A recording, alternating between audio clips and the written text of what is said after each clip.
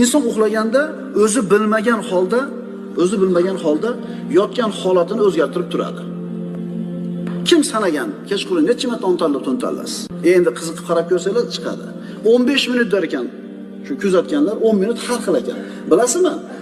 Rasa charchab kelib, bitta yotib, qimillashlikka ham holingizni uxlab qolgan paytingizda tursiz yog' cho'p qo'ygan bo'ladi bo'yningiz. Men qatib qoldi bo'ynim deysiz. Nimaga qatib qoldi? Chunki qon aylanmadi. Holatni o'zgartirmadingiz.